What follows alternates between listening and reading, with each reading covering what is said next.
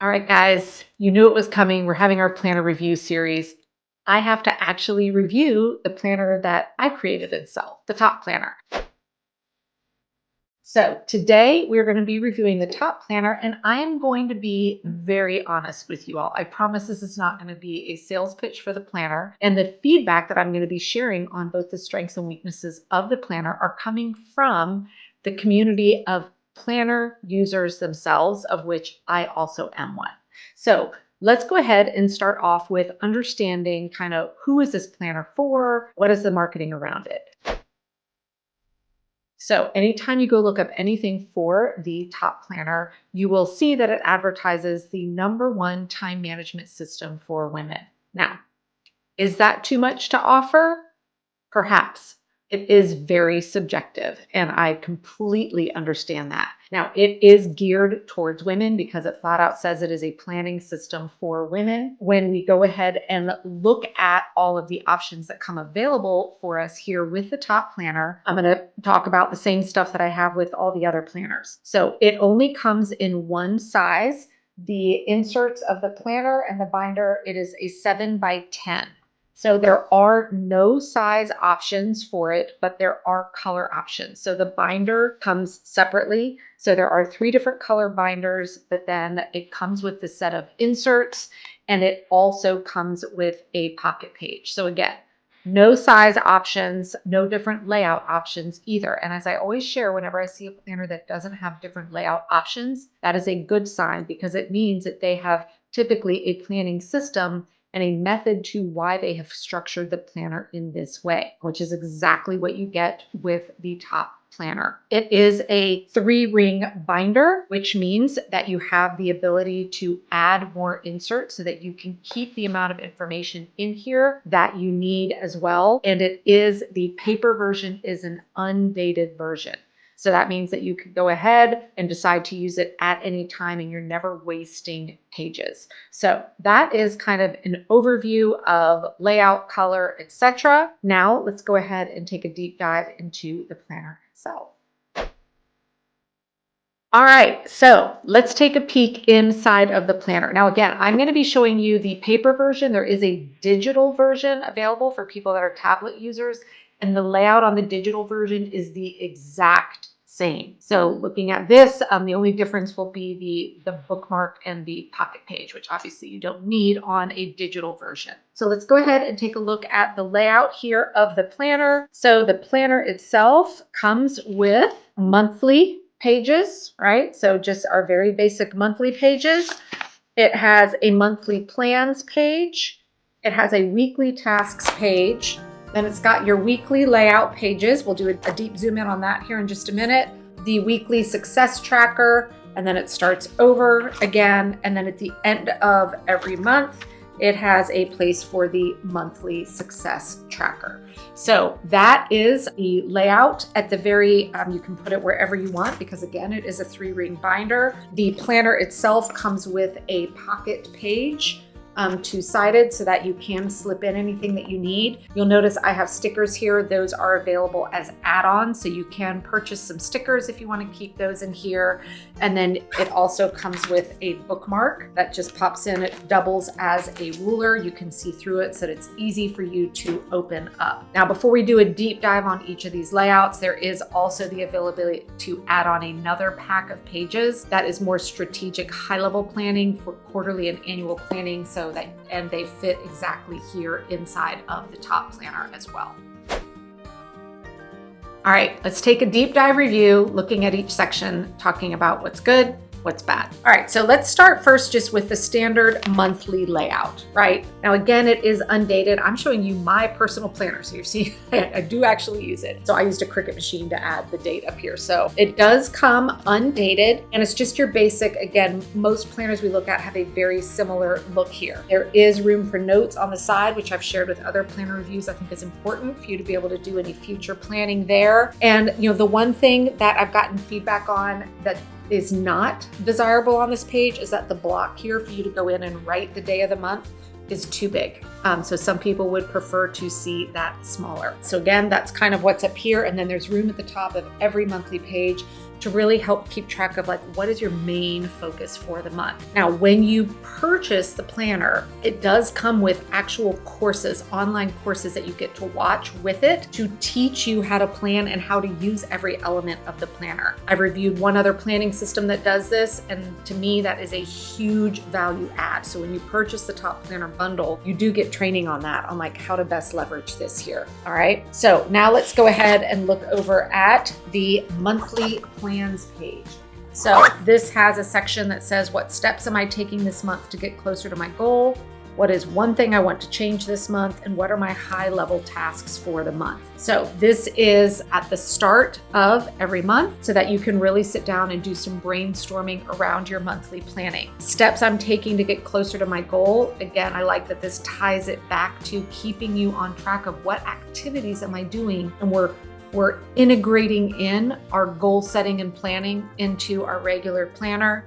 Things we want to change, high-level tasks for the month. Pretty lean and mean there as well. The next section that I want to talk about on the monthly is, again, this monthly success tracker. It says time to celebrate. Take a few minutes and jot down what you're proud of and your monthly highlights. How did you feel? I think about half the planners I've reviewed so far have some area for reflection at the end of the month, which I always give a thumbs up to any planner that has that space. So now let's go ahead and dive into the weekly layout. So let me pull up a blank one here so that it's a little bit easier for you to see. Again, this is my actual planner, so my plans are in here, but here is the weekly layout. All right.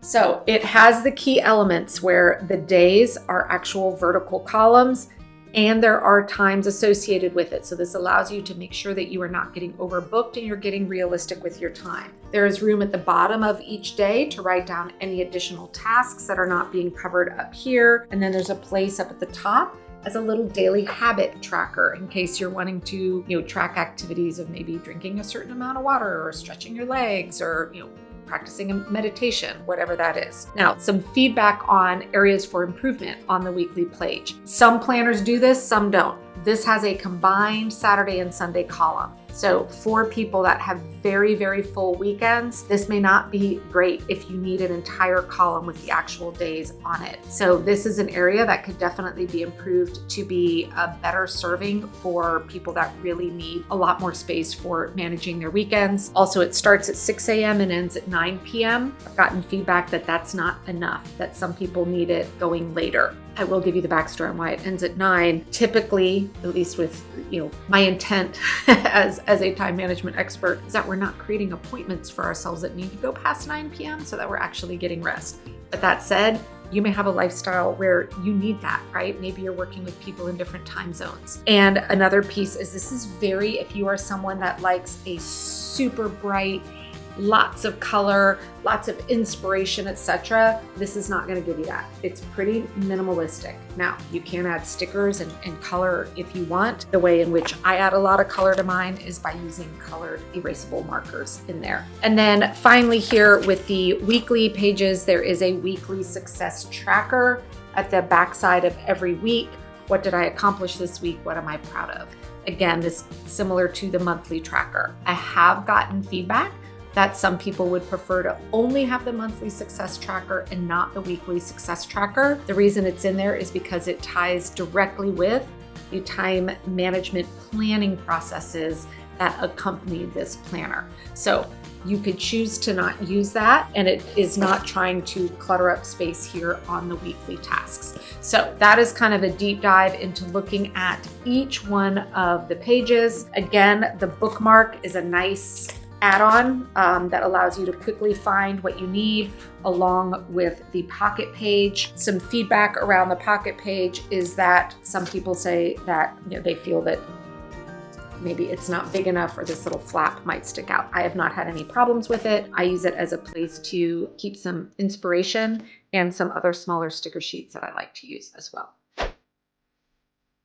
All right, so let's recap what we just looked at here with the Top Planner. So what are some of the key strengths of the planner? Now, this may be a strength, it may be a weakness. It is undated, giving you complete flexibility on when you choose to start using it, without having to align it to specific months or days. The fact that it is a 3-ring binder means that you will never have to be in a position where you're juggling 2 planners at once, where like maybe it's November, so you're still in this planner that ended at the end of December, and then you've got your new planner for the next year. You're kind of going back and forth. Any planners that are 3-ring binders, disc binders, whatever, that where you can buy the inserts separately, which you can with the top planner, means you have complete flexibility on how much or how many pages you want to carry with you and how far out in the future you need.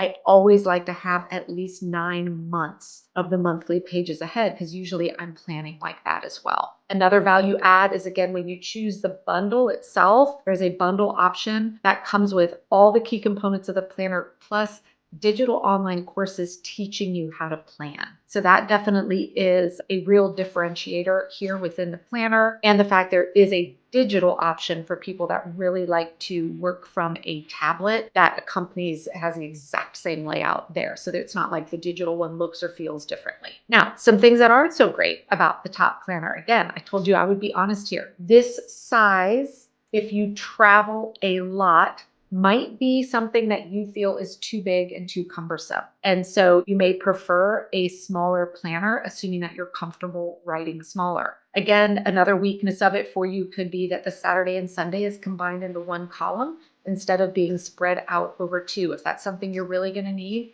this planner may not be the best solution for you. The other area of feedback that I've gotten that some people have considered a weakness is it is 7x10, which is a fairly standard planner size of paper, but it means if you want to create your own flavor of pages to put into the planner, that's not a standard size off your printer, and there's not a standard hole punch that could go with it. So if you are someone that likes to buy a planner and then create your own stuff to add into it, this may not be a great solution. Now, if you are, if you participate in more strategic planning, goal setting, quarterly planning, annual planning, there is a little packet of inserts you can get for the top planner itself, including the high-level roadmaps, your overview, etc. So at least those elements are there already, fit to size for you.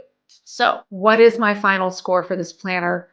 Obviously, I think I'm going to give it a thumbs up as the creator of the planner, because it is a planner that is solely advertising that it does what a planner should do, which is to tell you what you should be doing and when you should be doing it.